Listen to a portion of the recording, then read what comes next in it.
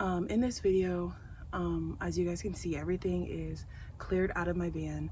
I've been dealing with some mold issues being in the Pacific Northwest, where it's very wet and rainy most days here in the winter time.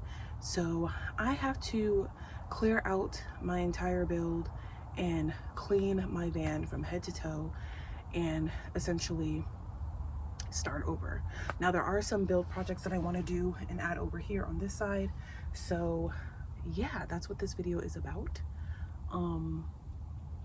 I'm at the phase where I'm just going to start wiping down things and vacuuming and stuff like that, because as you can see from my last video, it's pretty bad.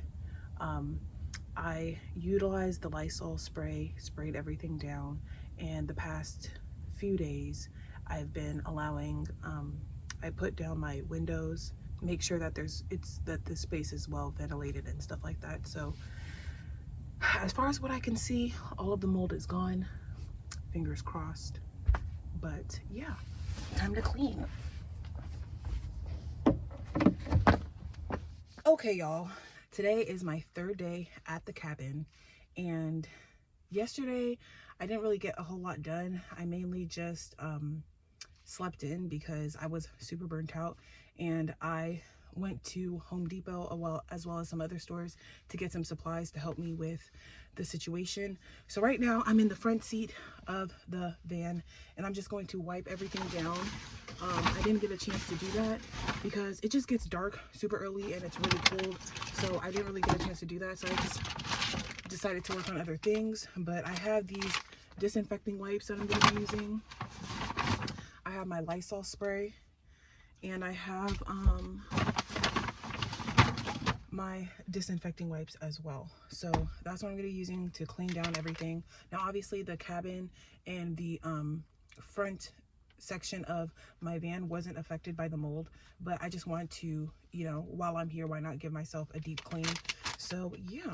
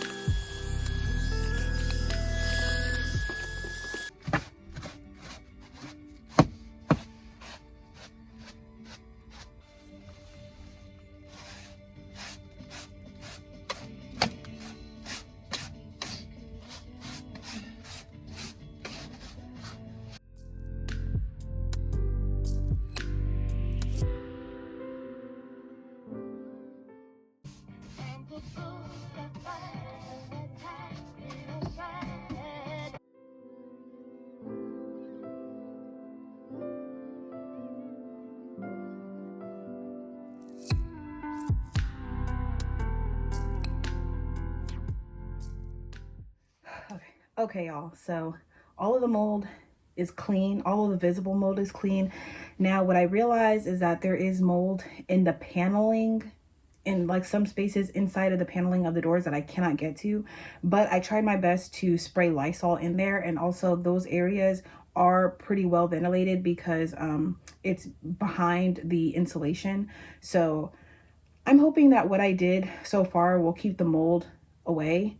I've definitely learned some lessons, so I'll probably make a separate video on like this whole mold situation and how to be more avoidant with it, because now that I see where the mold is in the certain places, I kind of understand like why that happened, you know what I mean?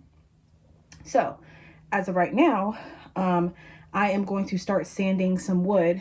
I bought this stain and poly. I bought 2 of these, so I want to actually stain and poly, and this is in a white color.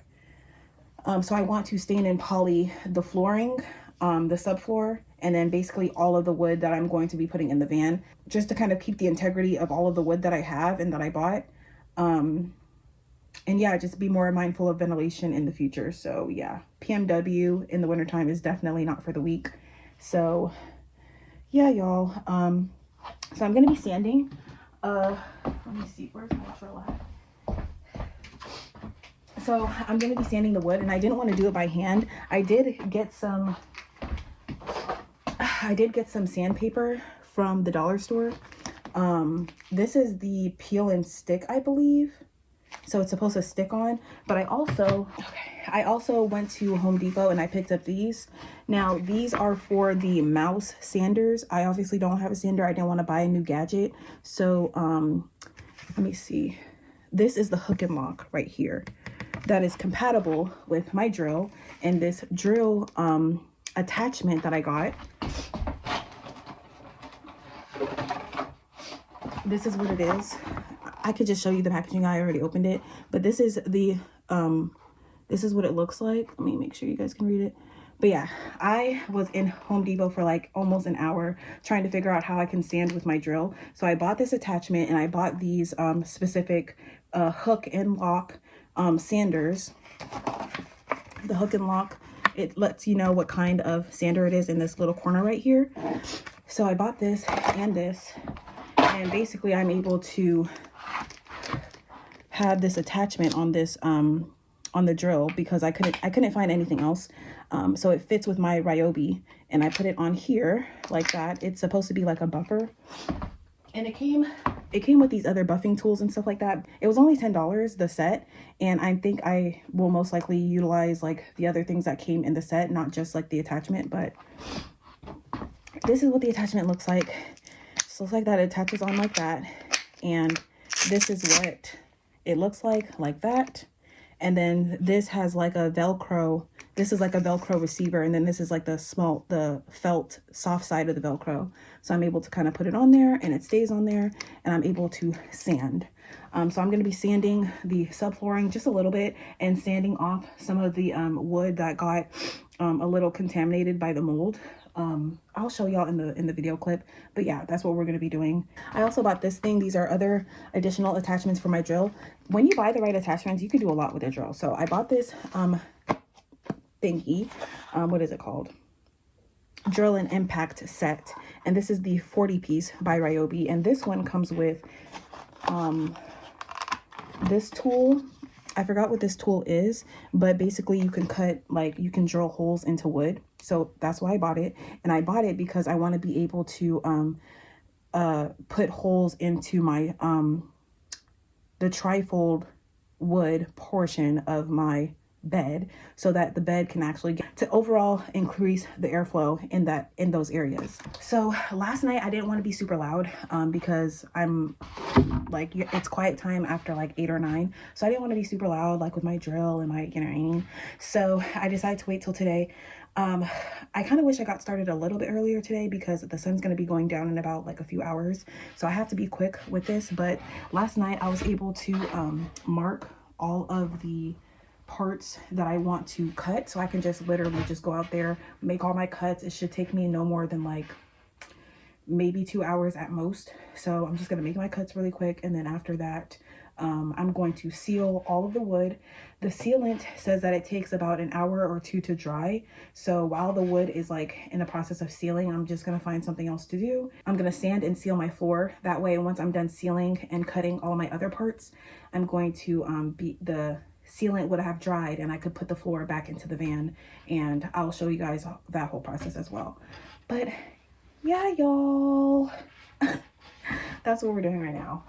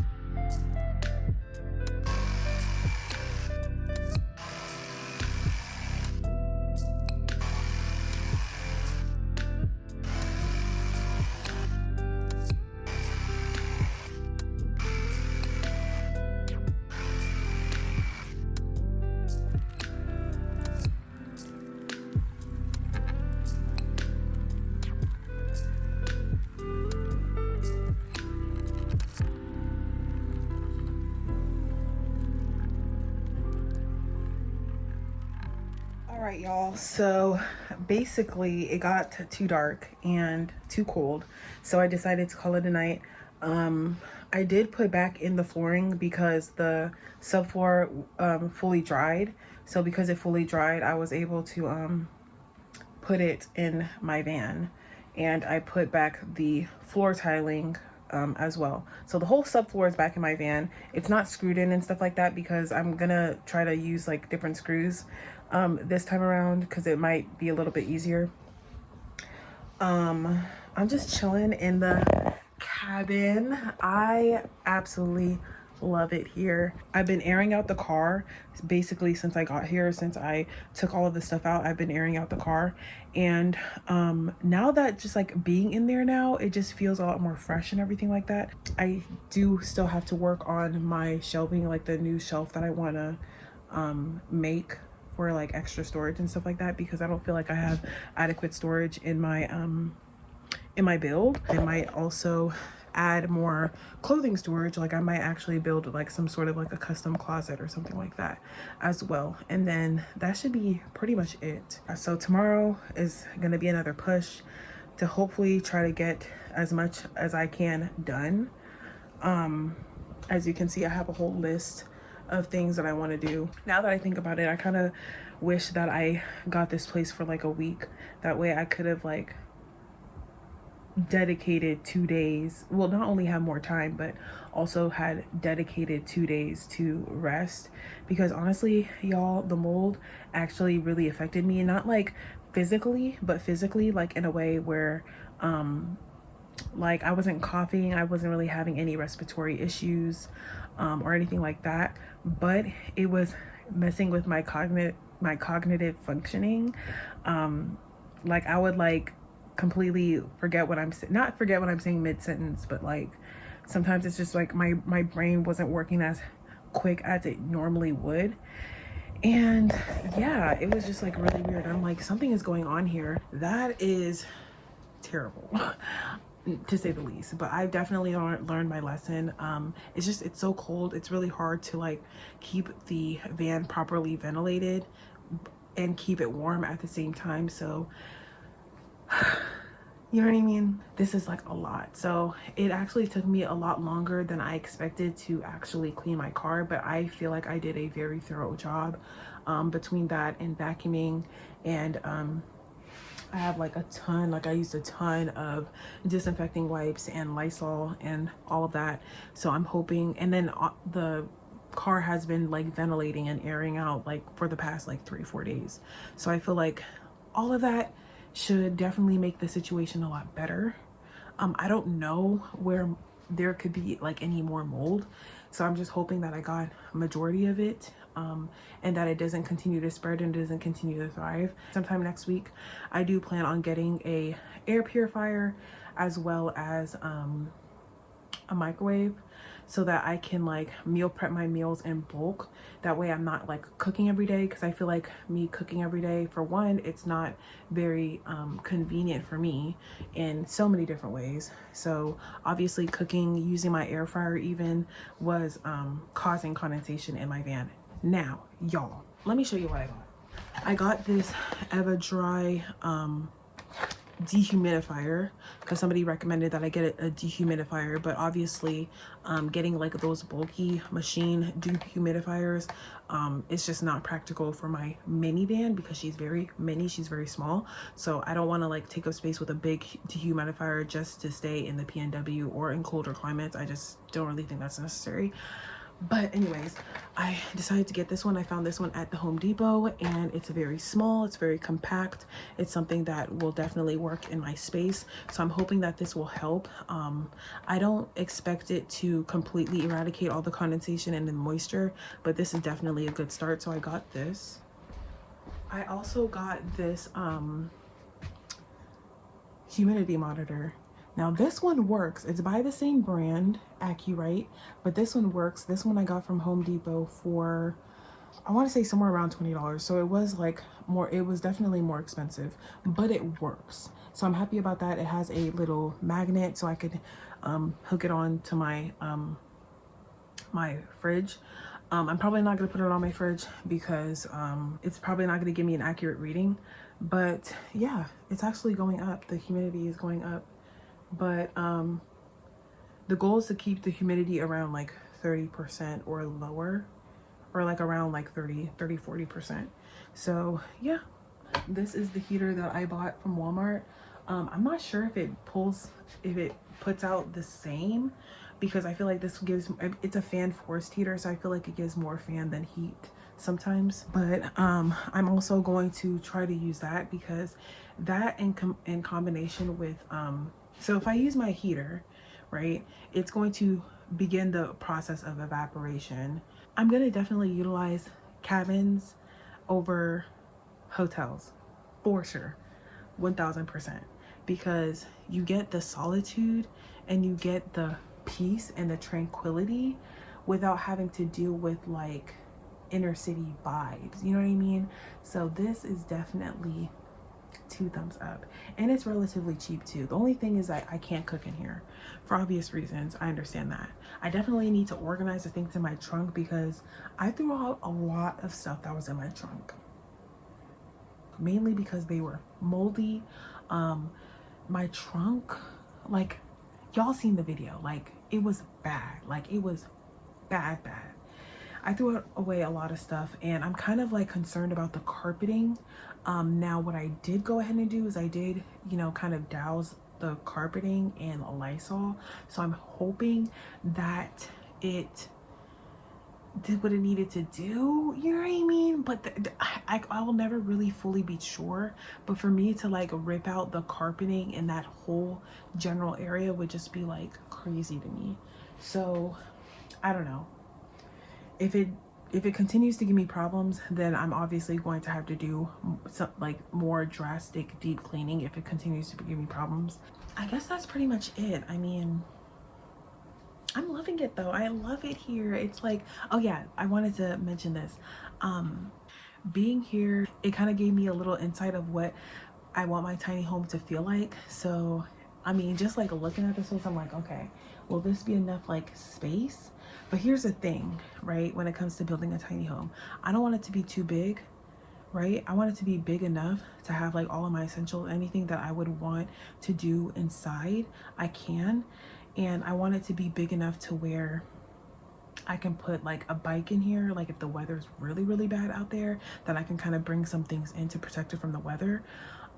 Or I can just like work on, you know, bigger projects in here. This is a good size, but I think I would make it like just a tad bit bigger, a tad bit longer, maybe a tad bit wider, because yeah, I think like two of me going like this, which isn't really that long, I would think it's like 10 by